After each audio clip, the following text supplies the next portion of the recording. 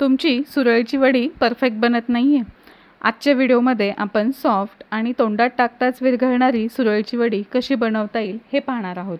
नमस्कार, मी पल्लवी. आजच्या व्हिडिओमध्ये आपण गुजरातची फेमस सुरळीची वडी फक्त काही मिनिटातच कशी तयार होईल आणि त्याचे रोलसुद्धा अगदी छान होईल हे पाहणार आहोत. तर ही सुपर टेस्टी रेसिपीला सुरुवात करूया. त्यासाठी मी एक मिक्सरचं भांडं घेतलेलं आहे. त्यामध्ये 2 ते 3 हिरव्या मिरच्या घालून घ्यायच्या आहेत आणि 1 इंच आल्याचा तुकडा घालायचा आणि याची छान आपल्याला फाईन पेस्ट बनवून घ्यायची आहे. त्यानंतर दुसरं एक मोठं मिक्सरचं भांडं घेतलेलं आहे. त्यामध्ये 1 वाटी मी बेसन पीठ घेतलेलं आहे. बेसन पीठ आपल्याला चांगलं चाळून घ्यायचं आहे. त्यानंतर त्याच वाटीने आपल्याला पाऊण वाटी इतकं ताक घालून घ्यायचं आहे.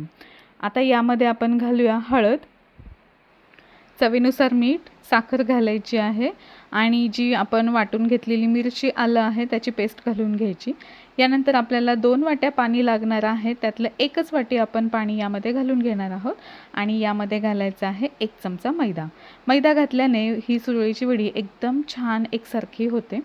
आता हे बघा, हे सगळं जे मिश्रण आहे ते आपण मिक्सरमध्ये फिरवून घेतलं आणि त्यानंतर एका जाड तळ असलेल्या भांड्यामध्ये हे मिश्रण गाळून घ्यायचं आहे.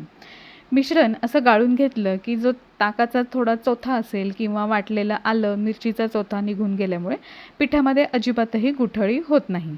तर हे बघा, अशा पद्धतीने आपण हे मिश्रण गाळून घेतलेलं आहे. आता त्यामध्ये पुन्हा आपण जे दुसरी वाटी पाणी राहिलेलं होतं ते घालून घेतलं. म्हणजे आपण एकूण 2 वाट्या पाणी आणि पाऊण वाटी ताक इतकं घालून घेतलेलं आहे आणि 1 वाटी बेसन पीठ.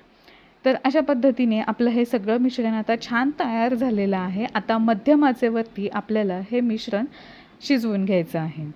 शिजवताना अजिबातही गॅस कुठेही वाढवायचा नाही आहे. मोठ्या आचेवरती आपल्याला हे शिजवायचं नाही. मध्यम ते मंद आचेवरतीच आपल्याला हे पीठ चांगलं शिजवून घ्यायचं आहे आणि सतत तळापासून आपल्याला हलवत राहायचं आहे. तर हे बघा, साधारण एक 5 मिनिट झालेले आहेत. पीठ चांगलं आता शिजत आलेलं आहे. तुम्हाला दिसत असेल की पीठ घट्टसर व्हायला लागलेलं आहे. हे पीठ चांगलं शिजवू द्यायचं आहे म्हणजे ही सुरळीची वडी छान अशी आपली तयार होते. आता हे बघा, हे पीठ जसजसं चांगलं शिजत येईल तसतसं या पिठाला चकाकी यायला लागते. तर अशा पद्धतीने हे पीठ शिजत आलं की यावरती झाकण ठेवायचं आहे आणि या पिठाला 2 छान वाफा येऊ द्यायच्या आहेत. तर मधून आपल्याला झाकण काढून हे पीठ तळापासून असं हलवत राहायचं आहे. तर हे बघा, अशा पद्धतीने पीठ चांगलं शिजवून घेणं हे खूप महत्त्वाचं आहे, नाहीतर सुरळीच्या वड्या तुटतात. तर हे बघा, अशा पद्धतीने आता आपण पीठ चांगलं शिजवून घेतलेलं आहे. त्यानंतर पसरट मोठी 3 ते 4 ताटं आपल्याला लागणार आहे. या ताटांना तेल किंवा पाणी अजिबातही लावायचं नाही आहे. कोरडी ताटं घ्यायची आहेत आणि त्यावरती एक डाव पीठ घालून घ्यायचं आहे. गरम पीठ असतानाच आपल्याला हे पसरवून घ्यायचं म्हणजे छान पातळ एकसारखं पसरलं जातं. तर हे बघा, अशा पद्धतीने हे पीठ व्यवस्थित असं सगळीकडे एकसारखं पसरवून घेतलेलं आहे. या ताटावरचं झालं की आता मी दुसऱ्या ताटावरचं सुद्धा दाखवते. पीठ किंवा पाणी जर ताटाला असेल तर हे पीठ घसरलं जातं, व्यवस्थित पसरलं जात नाही. आणि जर अशी ताटं नसतील तर प्लास्टिकचा एखादा जाड कागद असेल तर त्यावरती सुद्धा या वड्या आपल्याला करता येतात. पीठ त्यावरती सुद्धा पसरवून घेता येतं.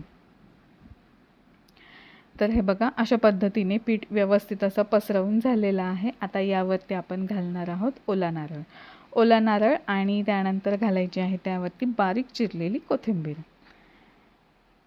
तर हे बघा, अशा पद्धतीने आपलं हे तयार झालेलं पीठ त्यावरती ओला नारळ घालून घेतलेला आहे. बारीक चिरलेली कोथिंबीरसुद्धा घालून घेतलेली आहे. आता याच्या आपल्याला वड्या कापून घ्यायच्या आहेत.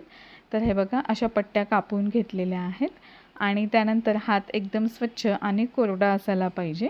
जर हात ओलसर असेल तर बोटाला पीठ चिटकून वडी नीट गुंडाळली जात नाही. पीठ व्यवस्थित शिजलं गेले. पीठ गरम असतानाच ताटांवरती पसरवून घ्यायचं म्हणजे छान पातळ एकसारखं पसरलं जातं. थंड झाल्यानंतर थोड्या जाड वड्या तयार होतात. तर हे बघा, अशा पद्धतीने हात एकदम कोरडे असताना आपल्याला याचा असा रोल करून घ्यायचा आहे. हे बघा, अशा पद्धतीने छान छोट्या वड्या इथे मी करून घेतलेल्या आहेत. पीठ शिजवताना थोडी हळद घातल्यामुळे वडीला रंग तर चांगला येतोच, पण वड्या छान अशा चकचकीत दिसतात. तर सगळ्या वड्या अशा मी एका बाउलमध्ये काढून घेतलेल्या आहेत आणि त्यावरती आपल्याला आता फोडणी घालून घ्यायची आहे. त्यासाठी मी तेल चांगलं तापून घेतलं. त्यामध्ये मोहरी घालायची, थोडंसं जिरं घालायचं आहे, गॅस बंद करायचा आणि मग त्यामध्ये मी हिंग घातलेलं आहे आणि थोडेसे पांढरे तीळ घातले. आता ही फोडणी आपल्याला या वड्यांवरती घालून घ्यायची आहे, पण त्याआधी ही फोडणी थोडी आपल्याला थंड करून घ्यायची आणि मगच यावरती घालायची आहे. तर हे बघा, अशा पद्धतीने इथे तुम्हाला अजून एक वडी दाखवते कशी गुंडाळली गेलेली आहे. तर अशा या वड्या सुरळीच्या खूप छान मऊसूत एकसारख्या झालेल्या आहेत. आता ही फोडणी थंड झाल्यानंतर या वड्यांवरती आपण घालून घेऊया. तर अशा पद्धतीने आपण या आज सुरळीच्या वड्या केलेल्या आहेत. त्या तुम्हाला आवडल्या तर लाईक करा, शेअर करा आणि आपल्या यूट्यूब चॅनलला सबस्क्राईब करायला विसरू नका. अशाच पद्धतीचे नवनवीन व्हिडिओ घेऊन पुन्हा भेटूया. तोपर्यंत धन्यवाद.